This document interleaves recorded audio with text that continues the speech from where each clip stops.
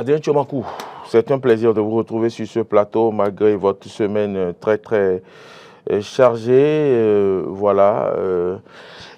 Adrien Tchomakou, bonjour. Bonjour Maurel Agua, bonjour à toutes et à tous. Voilà. Roland ne sera pas là. Je viens de voir son message. Voilà. Je viens de voir son message. Et donc, il ne sera pas là. Adrien Tchomakou, j'espère que vous avez passé une agréable semaine. Vous avez suivi donc tout ce dont les quotidiens ont parlé ce matin. Nous allons donc y aller avec cette analyse avec vous. Et vous avez suivi donc les 4 vérités qui parlaient de cette déclaration, ou du moins des arguments apportés par le porte-parole, secrétaire général adjoint du gouvernement, Wilfried Liangoubedi, par rapport donc à cette, je vais dire, rumeur. Et le porte-parole a répondu pour dire qu'il n'y a pas de projet de base militaire française au Bénin, mais il paraît que c'est la presse française, certains organes qui ont donc relayé cette information, et il est même intervenu, le porte-parole du gouvernement, sur RFI pour donc faire des clarifications, donner son droit de réponse. Adrien Tchomakou, on ne comprend pas à quel intérêt donc la presse européenne ou française a-t-elle de dire sur le toit du monde que les Français veulent installer une base militaire dans notre pays. Merci Maurel. Pour ma connaissance, c'est que c'est un journaliste africain, pour ne pas parler... Du Nigérien? Non. C'est ça? Il est de la République du Burkina Faso. C'est lui qui a écrit, il a fait un reportage pour montrer que le Bénin dispose désormais, ou du moins le Bénin est en train de construire une base militaire française. Il a fait un reportage. Il a fait, non pas un reportage, c'est lui, mais qui sait ce qu'il appelle reportage, parce que ce qui n'existe pas, on ne peut pas dire que ça existe. Et il est allé plus loin en disant que cette base militaire est en train d'être installée, construite entre Parakou et Kandi. Et que tout est fin prêt.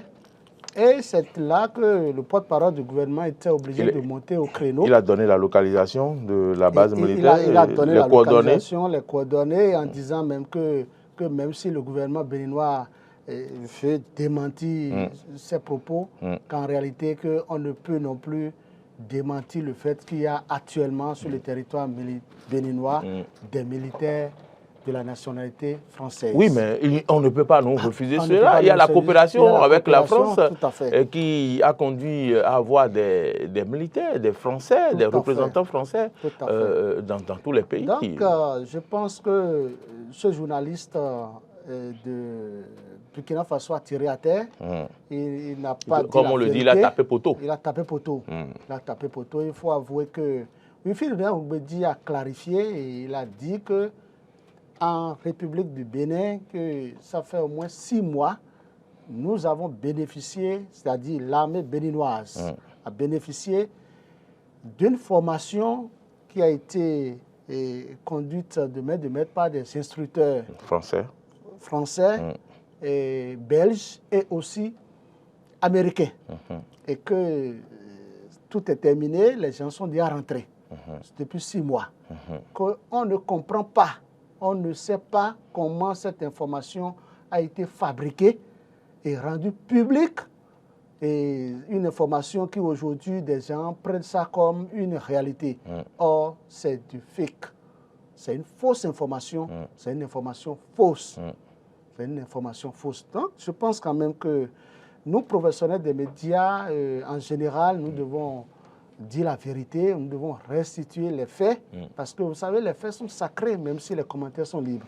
Il faut d'abord dire ce qu'il y a Je pense qu'il y a déjà quelques mois, on a déjà eu cette rumeur à laquelle Wilfried Liangoubedi a répondu, mais la situation, cette préoccupation revient encore. Est-ce à dire que il y a anguille sous roche? Pourquoi, malgré les réponses du porte-parole du gouvernement, les gens ne sont pas convaincus et que les gens reviennent sur cette situation. Qu'est-ce qu'il y a en réalité?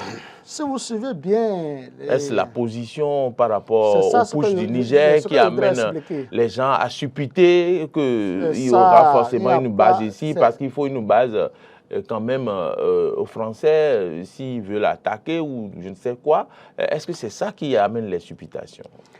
Monsieur Morel, vous constatez bien que le Bénin fait frontière avec le Niger et quand la situation du Niger préoccupe tout le monde et ça s'est passé, vous avez suivi notre chef d'État Patrice Talon qui a été reçu ce jour-là même où on parlait de tentative de coup d'État alors que le coup d'État était déjà une réalité dans leur pays au Faso. Il a été reçu par le président en exercice de la CEDEAO. Je vais parler de Tinubu. Coup d'État au Faso ou au Niger? Oui, au Nigeria, toutes mes excuses. Au Niger. Au Niger. Au Niger. Et le président en exercice de la CEDEAO, il a parlé avec notre chef d'État et il a demandé à ce que notre chef d'État prenne le lead en attendant qu'il ne vienne pour que la situation soit ramenée à l'ordre. Donc c'est ainsi que beaucoup comprennent aujourd'hui que pour plus d'un, c'est que c'est Patrice Talon qui fait du forcing, qui demande une intervention militaire. Or, c'est une coopération, c'est une association. La CEDEAO, c'est un regroupement des pays membres de l'État de la CEDEAO. Et les pays en démocratie, bien sûr, qui ne peuvent jamais accepter qu'il y ait coup d'État dans un pays démocratique. Et là, quand les gens observent la position de Patrice Talon, et on voit aussi qu'aujourd'hui, le Bénin, ça a été toujours comme ça, fait frontière avec le Niger, on se pose la question de savoir si tout ne passerait pas par le Bénin pour pouvoir aller au Niger. Or, les choses ont évolué. En dépit de tout ce qui se raconte un peu partout et toutes les négociations qui se font en coulisses, il faut dire que le Bénin a bel et bien la tête sur les épaules, pour ne pas dire Patrice Talon, la tête sur les épaules. Aucun chef d'État africain ne peut accepter qu'il y ait coup de force. Et contrairement à ce que beaucoup pensent, Patrice Talon n'est pas ce que les gens pensent. Donc je pense quand même que nous devons savoir raison garder.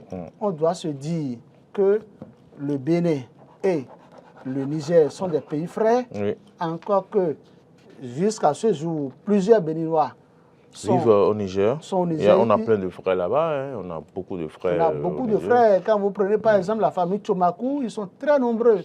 La famille Tchomakou, les gens, ils sont nombreux là-bas. Donc je pense quand même que rien ne se passera. Les négociations se poursuivent, les pushistes comprennent aussi. Et vous avez vu le geste salutaire du Bénin, le Bénin avec l'ONU qui veut amener des produits vivriers au Niger, parce que nous avons des gens et nous sommes tous les mêmes.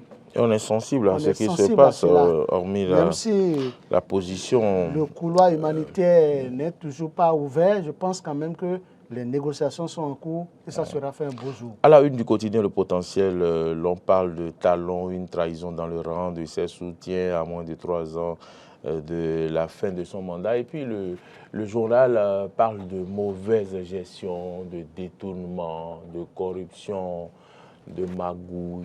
Et puis, je ne sais pas, est-ce là une trahison, les détournements et autres? Quelle est votre appréciation? Vous savez que Patrice Talon a fait de son second et dernier mandat constitutionnel la lutte contre la corruption.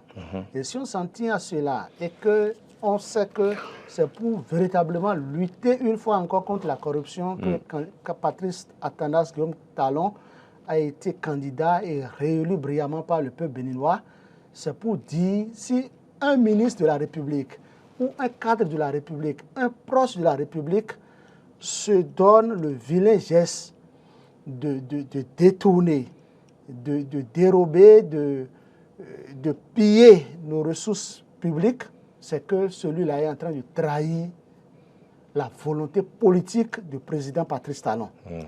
Et c'est une enquête, une investigation réalisée par le journal Le Potentiel qui pense aujourd'hui, qui a un très proche du chef de l'État qui est en train de faire ce que Patrice Talon n'a jamais souhaité. Quand vous lisez l'article, c'est que... Vous avez déjà lu l'article? J'ai lu l'article. Je n'irai pas dans les détails puisque je n'ai pas toutes les preuves. Mais une chose est claire, ce qu'il faut retenir, c'est que le journal est en train de faire savoir qu'il y a détournement dans une structure donnée et c'est ce cadre de la République, ce très proche du chef de l'État qui est à la base de ça. Et si on admet que Patrice Talon est farouchement contre la corruption et pour mieux lutter contre la corruption, il a mis sur pied l'arsenal juridique qui permet de le faire.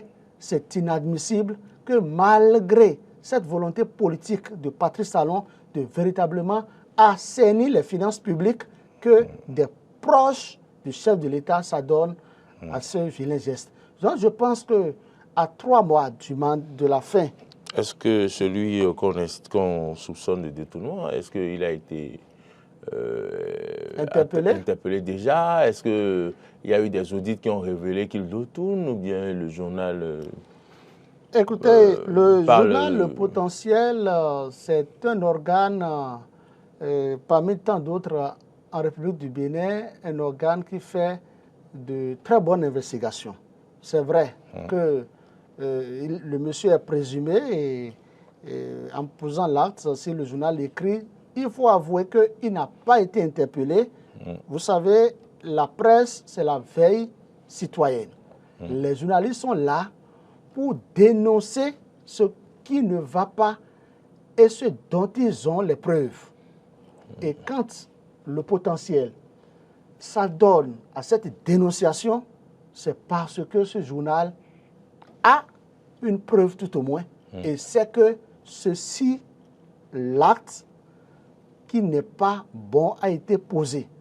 Et c'est ce qui amène le journal Le Potentiel à procéder à cette dénonciation. Je pense que c'est en dénonçant que les autorités compétentes, ceux qui ont ce pouvoir répressif, les autorités qui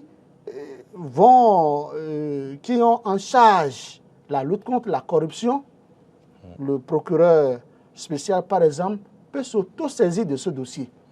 Donc, c'est une manière pour le journal Le Potentiel de demander aux autorités compétentes, c'est-à-dire le procureur de la République ou le procureur spécial, ou du moins demander au ministère de l'économie et des finances, puisque vous savez, partout, sur tout le territoire national où le gouvernement met 5 francs, le gouvernement a l'obligation d'aller voir comment cette somme a été gérée. A été dépensée.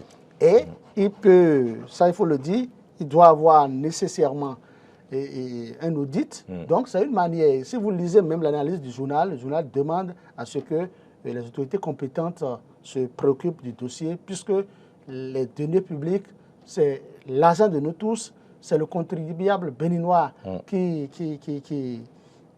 a payé ses impôts, qui se chine pour que le Bénin puisse rester debout. Alors donc, à la une du quotidien matinal, l'on nous parle de 2000 mini-stations certifiées déjà sur les 5000 prévues par le gouvernement. Et donc, c'est les dispositions prises désormais pour lutter contre l'essence de contrebande. Autrement dit, pour réformer ce secteur afin que ce qui est arrivé samedi dernier et ne puisse plus jamais arriver au Bénin. Adrien Tchomakou, oui, 2000 stations déjà certifiées, mini-stations déjà certifiées. Le porte-parole du gouvernement a dit que ces mini-stations, on pourrait en installer dans des zones où il n'y a pas du tout, par exemple, de stations, et que ça fait partie des réformes, des dispositions prises par le gouvernement désormais pour donc éviter que ce drame de Sémékraké n'arrive encore. Adrien Tchomakou, comment appréciez-vous cette initiative du gouvernement lorsque l'on sait que aujourd'hui, lorsqu'on dénombre les personnes dans ce secteur, les revendeuses, les vendeurs, les exploitants, tout ce que vous voulez, ils sont environ à 54 000 et qu'il faut 5000 stations, mini-stations. et que le reste des employés, ou du moins le reste des personnes qui sont dans ce secteur pourront être reconvertis. Est-ce que vous y croyez? Bon, je crois en partie, mais il faut dire que c'est une équation à double variable. Vous savez, le problème de lutte contre la contrebande, ce n'est pas de sitôt ça va terminer. Et je me pose la question de savoir si le gouvernement peut aboutir à un jour, mais c'est quand même bien de commencer et de bien démarrer un beau jour. C'est vrai que tous les gouvernants qui se sont succédés n'ont pas eu le courage de frapper fort dans ce secteur. Oui, et c'est des morts, nous assistons à des décès. Vous avez suivi? Nous avons vu quand même le président Boni Yayi qui a voulu bien embrayer sur cette situation de mini-station, mais finalement, on a vu comment ça s'est terminé. Le projet n'est pas allé à son terme. C'est à croire qu'il y a quand même des barons qui sont derrière et qui tissent sur la ficelle pour que le secteur ne soit pas réformé parce que ça ne les arrange pas, Adrien Jumakou. Pour répondre à cette préoccupation, avant de revenir sur ce que j'ai entamé, c'est quoi? C'est que, vous savez, sur ce point, je dis Patrice Talon a gagné un gros point. Parce qu'avant, qu'est-ce qui se passait? Sous Boni Yayi, ce sont les responsables, les associations de ces vendeurs de produits fruits qui se mettent ensemble, qui organisent les week-ends des marches de soutien au chef de l'État Boni Yayi en son temps. Et comme ça, quand l'ancien président de la République, Boni Yayi, suit ça à la télé, il est content, il rit. Et tout le monde applaudit. C'est ce qui a fait que cette lutte n'a pas prospéré en ce moment. Ça, moi, c'est ma lecture. Donc, ils ont mis devant le culte de la personnalité. Oui, c'est ça. Pour affaiblir la lutte, dans ce domaine. Et en ce moment, je me souviens très bien quand le général Rondéon faisait tout possible pour qu'on luttait contre le fléau, c'est que les Béninois l'insultaient. Les Béninois l'insultaient, on lui dit, toi, ton patron a refusé, tu continues de le faire. Comme ça, le monsieur aussi a baissé la garde et voici les résultats.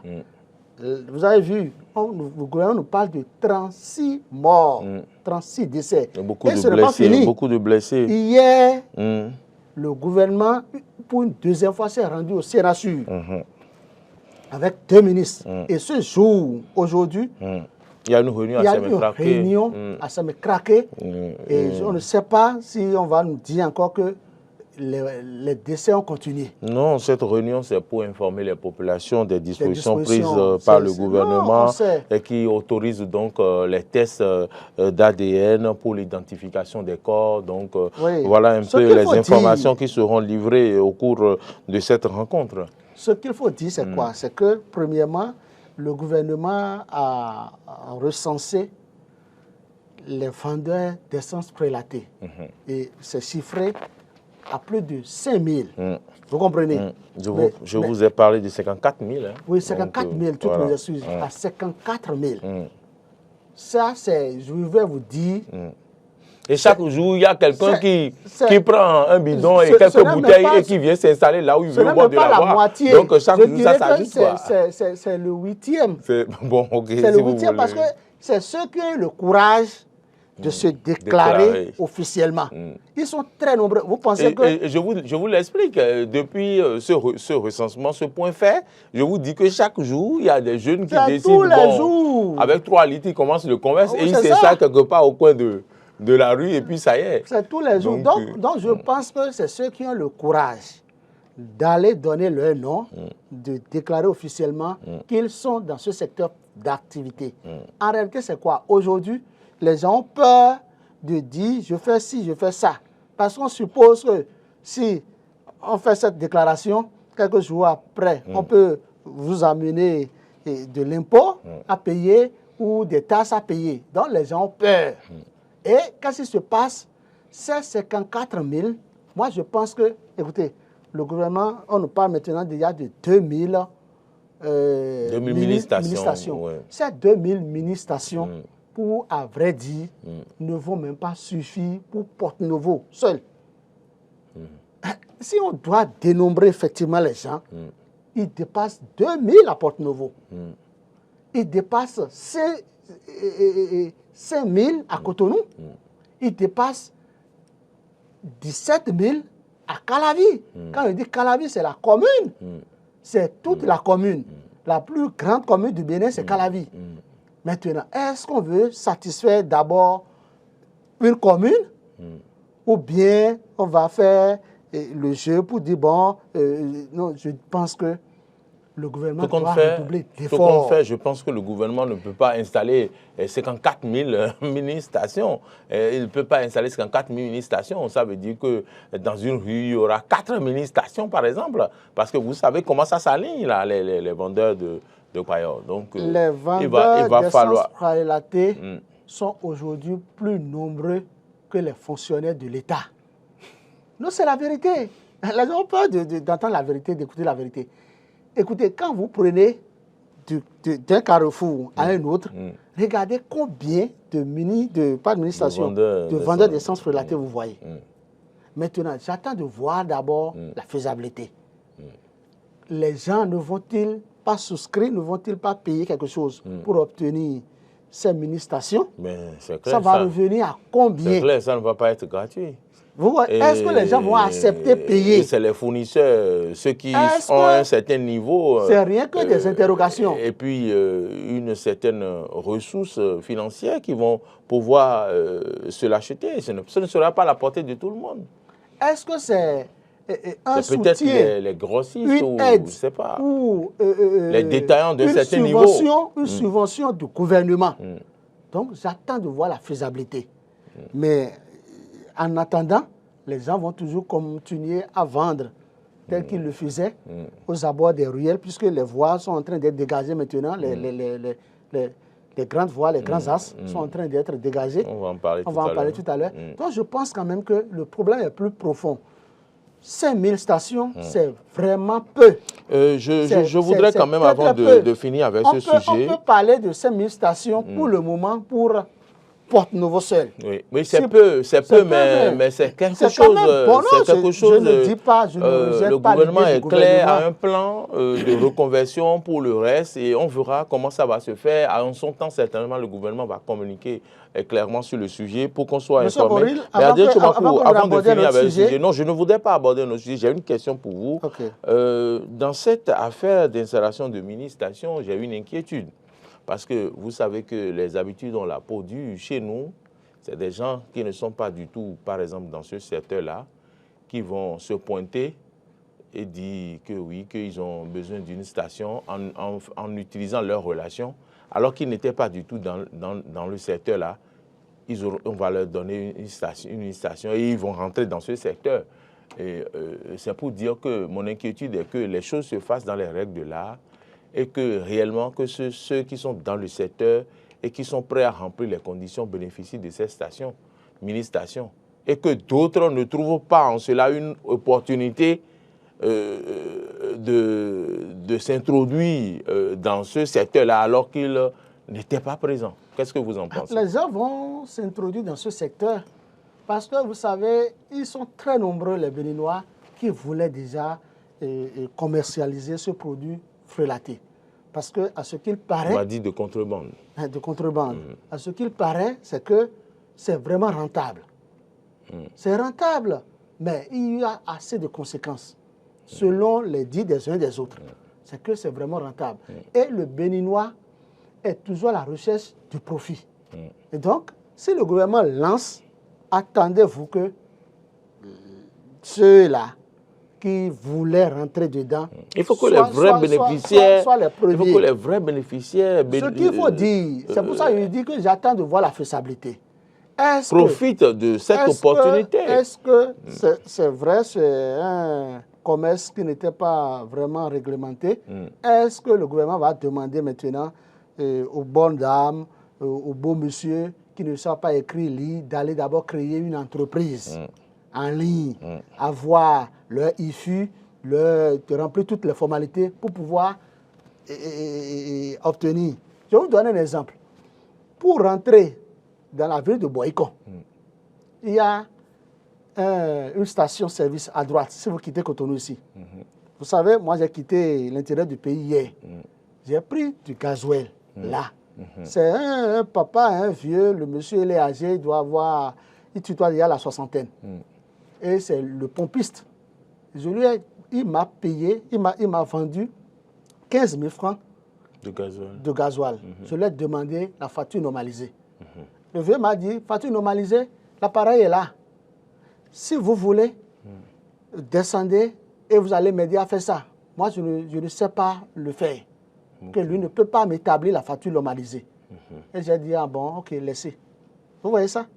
Ça veut dire quoi? C'est-à-dire, le problème est tellement profond que, ça c'est un exemple parmi tant d'autres. Mini-station, c'est clair, c'est égal à une facture normalisée. Parce que à Cotonou, si vous allez dans une station-service, vous payez du carburant, vous prenez une facture normalisée. Le monsieur ne peut pas faire ça. Ou bien, c'est les bonnes dames qui ne sont jamais allées à l'école qui vont faire ça. C'est bon qu'on commence, mais la faisabilité sera vraiment très, très compliquée. On va souhaiter que le gouvernement trouve quand même des solutions adéquates pour contourner les difficultés, pour que quand même ces gens-là puissent répondre aux attentes du gouvernement. Il y a un fait que beaucoup n'ont jamais aperçu. Je parle même de nos gouvernements. N'ont jamais perçu. Non, jamais perçu. Faites un tour dans les encablures de nos ministères. Vous connaissez le ministère de l'élevage, de l'agriculture et de l'élevage. Dans la voie adjacente là, il y a des gens là, je n'aime pas une seule personne, qui vendent de l'essence prélatée. Je dirais même à l'entrée du ministère. Est-ce que vous comprenez ça? De l'essence prélatée, ils mettent ça dans des sacs et le code est là. Il y a un mécanicien qui est là et lui, il va le voir. Je ne suis pas en train de dire d'aller arrêter les gens, mais on doit poursuivre la sensibilisation. Ce n'est pas dans les encablures de nos ministères qu'on va, de nos directions, qu'on va continuer à vendre de l'essence prélatée. Un fumeur de cigarette prend par là et puis c'est déjà vite arrivé. Puisque le truc est dans un sac. Il ne saura même pas que c'est de l'essence qui est là. Il va falloir qu'on y fasse très attention. On va finir par Fraternité. Je vais demander à Marcel Yaddo de nous afficher la une de Fraternité. Ce matin, la manchette de Fraternité, Adrien Tchoumakou, Fraternité s'intéresse à l'union sacrée en vue d'un avenir urbain durable, la première édition du Forum international du cadre de vie. Oui, notre cadre de vie doit être... Encore une assise de plus ou bien... Non, pas du tout, ce n'est pas une assise de plus. C'est une très bonne assise, c'est une assise qui a sa raison d'être. Vous savez, définir le développement d'une nation, c'est toute une réflexion. Regardez ce que nous vivons aujourd'hui sur nos axes routiers. Quand vous prenez de Cotonou, vous voulez quitter Cotonou le soir pour venir à Calavi. Vous voyez l'embouteillage monstre que nous bravons, que nous traversons. C'est inadmissible. S'il y a 20 ans ou 35 ans, le gouvernement avait réfléchi, avait étudié, s'il y avait une étude prospective qui avait été faite, et on se dit que dans 20 ans, notre démographie, que la population béninoise va atteindre tel nombre de millions d'habitants, écoutez, la voie sera tracée en conséquence. C'est vrai. La voie sera tracée en conséquence. Quand vous allez... Aujourd'hui, on n'aura pas cette difficulté. On n'aura pas cette difficulté. De mobilité. Quand vous allez, par exemple, à Accra tout près, je ne veux même pas parler du Maroc. Il y a des endroits, écoutez, nous avons aussi, on a semblé avoir ça à Calavi. C'est quoi? Calavi, là où les généraux, les ministres résident là, ça et non là. Et Carrefour, le Carrefour qu'on trouve, les policiers restent là. Carrefour, Kélékou? Non, pas Carrefour, ça, il y a... Pas Pota? Avant, quand on quitte Pota pour Cotonou, le grand Carrefour qu'on trouve. Ça et non là. Carrefour Ita? Non, non, j'ai dit je parle de pour Calavi. Mais bon, je ne vois pas. Écoutez, quand vous allez, c'est-à-dire, l'architecture est la même. Vous voyez les maisons sont construites de la même manière, même forme. Et c'est très beau, c'est très joli. C'est viabilisé, d'accord. C'est très bien viabilisé.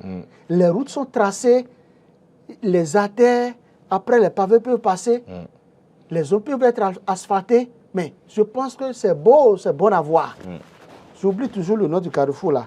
Il y a souvent des policiers là, et malheureusement, il y a eu un policier qui a été fauché par la mort. Il y a un camion. À Conville. Carrefour à Conville, très bien. L'exemple, c'est au niveau de Arconville, le quartier Arconville du Bénin. Ok, d'accord. C'est une zone très bien viabilisée. D'accord. Quand vous allez à Accra, on voit c'est comme ça. l'architecture des maisons, et c'est la même chose, c'est l'intérieur bien pavé, les voies tracées, d'accord. C'est ça. Donc, il faut réfléchir à avoir des logements sociaux du genre. Il faut que les zones soient déclarées et suivies par le gouvernement. C'est vrai, on va me dire que non, la réalité n'est pas la même, les gens n'ont pas l'argent, et ce que on dit souvent que, comment on le dit, le goût est relatif.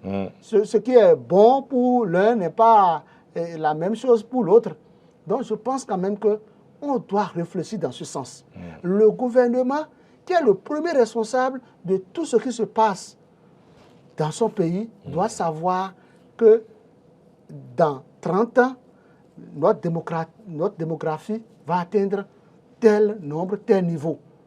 Écoutez, c'est déjà bien qu'il y aura en décembre une assise sur la démographie du Bénin, mais c'est quand même aussi bien de réfléchir sur la conduite à tenir. Comment les voies seront désormais tracées? Comment notre cadre de vie doit être assaini? Vous savez, il y a beaucoup d'actions salutaires qui sont posées sous Patrice Talon. Aujourd'hui, nous bénéficions des voies asphaltées. On bénéficie, même si nous payons pour ça, sur nos compteurs d'électricité et eau, et ce que j'appelle le ramassage des ordures. Des ordures aujourd'hui, et on sait que... Est-ce que c'est acté? Est-ce que c'est effectif? Est-ce que nous payons? Dans moi, ma zone, ça se passe. Est-ce que nous payons réellement? Est-ce Non, que nous payons. Ça a été mis en application? On ne nous a plus rien dit. Non, Est-ce que nous payons. c'est mis sur les factures ou pas? On ne sait plus. On n'a pas communiqué là-dessus. Le gouvernement n'a pas communiqué là-dessus. Oui, bon, vous pouvez parler de la communication, mais il faut avouer que si vous prenez les factures des compteurs conventionnels, il y a ça. Moi, par exemple, c'est écrit clairement que ramassage d'ordures... Je n'ai pas le mot exactement. D'accord. Je n'ai pas le mot exactement, mais une chose est claire, c'est-à-dire le Bénin avance, quels que soient les mots que nous traversons. Très bien. Donc, je pense quand même que... Le mot MAUX. Oui, tout à fait. Je pense que nous allons tous ensemble mettre la main dans la pâte parce que c'est un sacrifice. Pour construire une nation, c'est difficile.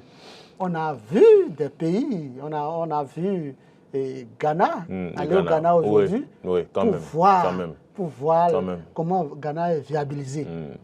Aussi donc, la propreté, la discipline. Écoutez, vous voyez, Ghana, quand une personne, quand une personne monte sur la route, spontanément, la circulation, les voitures s'arrêtent, les motos s'arrêtent, et puis la personne traverse. Mais ici, il faut monter sur la route, tu vas voir comment ils vont foncer sur toi. Comment ils vont foncer sur toi et pour te montrer que tu n'as pas le droit de passer. Ils montrent leur capacité d'indiscipline notoire. Je pense quand même que le développement, ça passe par les individus, ça passe par chaque maillon de la nation. Ça passe par l'éducation. Le comportement. Le comportement. Ouais, donc, et c'est il faut qu'on y arrive. Il faut qu'on y arrive. Je dois saluer l'expérience que le gouvernement est en train de faire à partir au niveau des écoles. Au niveau des écoles, les écoles pilotes. Oui. Une vingtaine d'écoles pilotes sur l'éducation sociale. Oui, il faut ramener certaines matières. Il faut apprendre aux enfants le civisme, la lutte contre l'insécurité, la lutte contre le banditisme, la cybercriminalité. Je pense qu'il faut partir de la base. Le commissaire Sokou de l'UCRC qui a déclenché une lutte farouche contre des cybercriminels, celui-là même qui leur donne de l'insomnie, qui pense qu'il pourra tout faire pour que les cybercriminels laissent enfin le peuple béninois mieux vivre. Vous avez dit quand même qu'ils ne laisseront pas, il faut ça pour que la police travaille. Donc, la lutte continue, c'est de bonne guerre. Donc, il faut que la police travaille. S'il n'y a pas de délinquants, il n'y aura pas de policiers. Bon, s'il y a de l'ordre partout, écoutez, le policier ne va pas travailler. Donc, il faut qu'il n'y ait pas une fois de désordre pour que l'ordre intervienne. Absolument. Donc, je pense merci. Oui. Je pense que nous allons demander à ce que tout un chacun de nous contribue au développement de notre nation. Je suis d'accord. C'est très important. Je suis d'accord. Ne posons aucun Et c'est de par le comportement. Ne posons aucun acte qui pourrait mettre en dérision ou... je ne sais pas. En péril les efforts faits par les gouvernants. Par les gouvernants, que les acteurs politiques, que vous soyez de la mouvance ou de l'opposition, des journalistes, des hommes d'affaires, des opérateurs économiques, que nous contribuions à mieux construire notre nation. C'est notre nation. Ne regardons pas la personne de la haute autorité, Patrice Talon. Non. Dites-vous qu'après Patrice Talon, il y aura une autre vie. Il faut construire la nation. Jouons pleinement nos rôles. Que chacun joue sa partition. C'est de ça qu'il est question. Merci pour vos conseils. Merci pour l'invite à la prise de conscience. C'est à votre actif.